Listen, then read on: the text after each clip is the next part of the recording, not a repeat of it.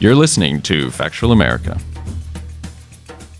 Great documentaries are about so many things, and you've already mentioned a lot of the right at the beginning, from the get-go, the big themes that are captured here and observed in the film. We certainly see the creative process at work. Being a teenager in the 2020s, the music industry, social media, as we've alluded to. Let's look at this. See, I think you do a very good job of documenting the, for lack of better way of putting it, the angst of the artist. She is a teenage girl, but she has creative differences with Phineas at times. She hates her voice. She doesn't like what she's, the typical, what you might say is typical teenager, but it is interesting to see because she is Billie Eilish. It's funny. I thought you were going to say what you might see as a typical artist, but it's both, of course. Yeah. It's both. Yeah. She's demanding, she's exacting, she displeases herself. Yeah. Right. Did we just describe the teenager or the artist? Yeah, exactly. She's a perfectionist.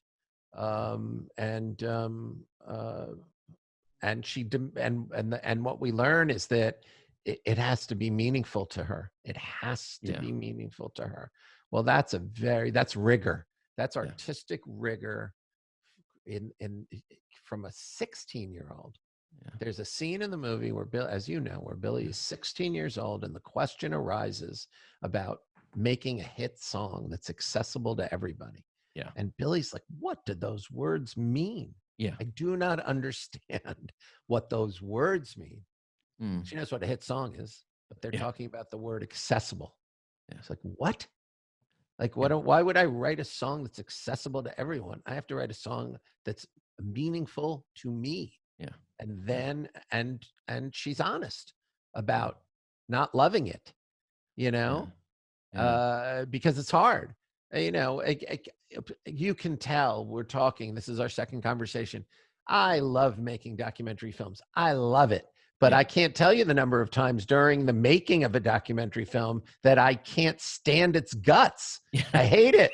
And I never want to do it again. That's what this is. That's what this is. You know what I mean? That's what it's like. That's how you get to the point where you love it, is by suffering through the point where you hate it. And that's, and you get to see that with Billie. You say we capture it. It's there. It's what happens. Yeah, her mother even says, "Well, your next album, you're not going to write any of the songs." She goes, "I'm not. There's not going to be another album." It's like, you must think that. I think that's a very. We end the scene on that because it's such a kind of resonant. Anybody who's ever created knows what that feels like. It's like no mas. Exactly. And all these pressures on the shoulders of a teenage girl, of a child. Yes. Yeah. Yes. I completely agree. All these pressures on her shoulders, all these careers, all these lives, all these livelihoods, all their families, all these fans who depend on her, all these people present on her social media feed. Who wakes up every morning and 70 million people are on her phone. 70 million people are on her phone? Yeah.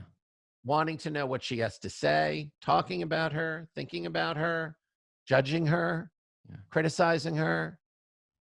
That's a lot. Her work, her art, creating art in the midst of that, feeling fully and communicating that, performing, dealing with a body that isn't made to perform at that level without the highest possible training, going through the emotions of being a teenager, hormonal changes, love, heartbreak, being a family member, learning to be out on your own, figuring out how to make breakfast. Jesus, that's a lot. That's a lot. And you see her do it. Yeah.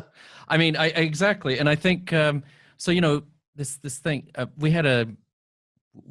there's a documentary on Robin Williams called Robin's Wish. We had the director on a while back, and he said the thing you have to remember with someone like Robin is, people like that, they have a whole industry around them. There are like 50 to 100 people that just It's a lot or of make their pressure. livings off of them. And, you know, and that was it was a lot of pressure on him, who was already in his 60s. I mean, you see a 16, 17-year-old child.